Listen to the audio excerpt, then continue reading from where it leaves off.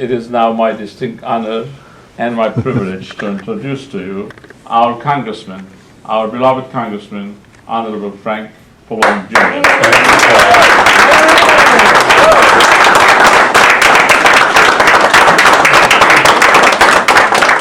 Well, you know, this in September we're celebrating the 25th anniversary of independence. So one of the things that we're doing with the Armenian Caucus, which I co-chair, is highlighting the 25 years. On I think September 28th we're having a community event at the Reagan Trade Center in Washington, and then the caucus is actually having a celebration on the 21st. So I mean, I'm using it basically as an opportunity to point out that, you know, Armenia has made a lot of progress. I mean, certainly the economy has improved. Now, granted, that may be more in the city in Yerevan than it is in the rural areas. But, you know, we continue as an Armenian caucus to try to provide development assistance to Armenia. We're very concerned about the military situation because of what happened with the Azerbaijan attack in April of this year. So we're still trying to progress and, you know, see if there's some way to have some kind of peaceful settlement of the Karabakh conflict that still, of course, keeps Karabakh Armenian. Armenia is in a dangerous area. You know, Turkey is flexing its muscles now in Syria. You know, the Russians, the Armenians depend upon the Russians for their own defense, but who knows whether that, you know, how far that goes.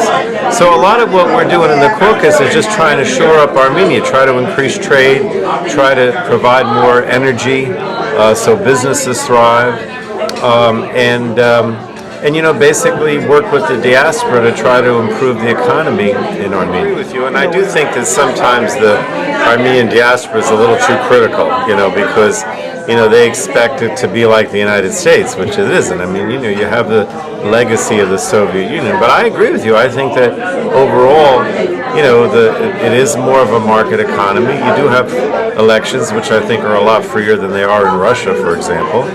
And but we're, you know, continue to work to try to make it more of a democracy, to make it more of a market economy, and not be so reliant on Russia, which is, you know, not easy because Armenia depends upon Russia economically and militarily.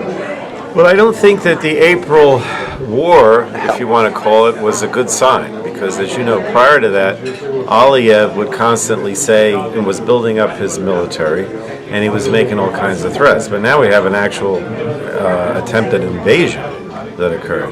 And so I do think that the United States has to put more pressure on Azerbaijan and also ultimately on Turkey to say, look, you know, we don't want to have another war here, and we're not going, you know, we've got to have, you know, more peaceful cooperations, and we've got to settle the Karabakh conflict in a way that Karabakh remains Armenian.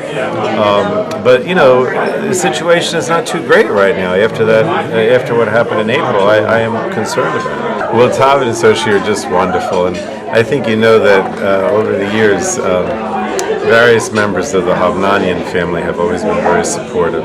And I live across the street from St. Stepanos Church, which they built and, you know, dedicated to their, well, grandparents, I guess. We don't have a large Armenian community here, but we definitely have activist Armenian Americans. So I'm always happy that they help me out. Part-time, I'm here for three reasons. The first reason is I'm very closely associated with the Armenian community, and Congressman Pallone has been a wonderful, wonderful asset for the Armenian community.